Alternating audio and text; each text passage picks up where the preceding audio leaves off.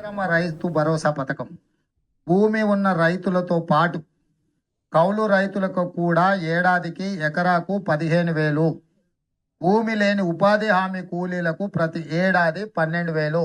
స్పష్టంగా ఏ మాత్రం శశపిశలు లేకుండా అనుమానం లేకుండా పదాలు అటు ఇటు కాకుండా పేర్చి కూర్చి ప్రజలకు స్పష్టంగా చెప్పినము. భూ యజమానికి వచ్చే 15,000 భూ యజమానికి వస్తాయి. కౌలు భూ యజమానులు 58 లక్షల మంది ఉన్నారు, చిన్న సన్నకారు రైతులు కలిసి.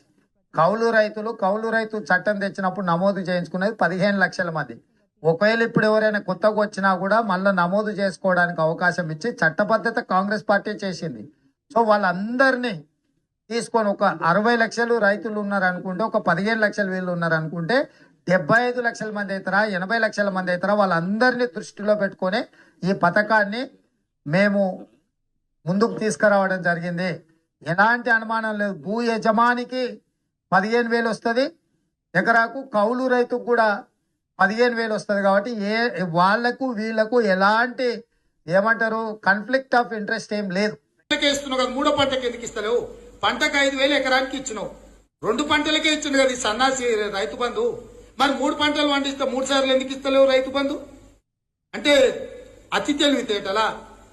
హైదరాబాద్ చుట్టుపక్కల ప్రాంతాల్లో అధ్యక్ష, రంగారెడ్డి జిల్లా కానీ వికారాబాద్ జిల్లా కానీ ఈ ప్రాంతంలో 3 పంటలు తీసే రైతులు కూడా ఉన్నారు అధ్యక్ష. ఇప్పుడు మరి మంత్రి గారు చెప్తున్నారు 2 పంటలకు సాగులు చేసిన వాళ్ళకి ఇస్తామంటున్నారు. మరి రేపు 3 పంటలు సాగు చేస్తే 3 పంటలకు ఇస్తారా? ఎందుకంటే రైతులు కూడా తెలివైన వాళ్ళు అధ్యక్ష. దబ్బన సాగు చేస్తేనే ఇస్తాం, మేము పంటలు వేస్తేనే ఇస్తామంటే 3 పంటలు ఇస్తానికి కూడా రైతులు సిద్ధంగా ఉన్నారు, ఇప్పటికే చేస్తున్నారు. ముఖ్యమంత్రి గారు కూడా గతంలో ఆనాడు ప్రతిపక్ష నాయకుడిగా 2 పంటలకు ఎందుకు ఇస్తారు, 3వ పంటకు ఎందుకు ఇయ్యారు, బరాబర్ ఇయ్యాల్సిందే అని కూడా మాట్లాడినారు. కాబట్టి అది కూడా పరిగణలోకి తీసుకోవాలి.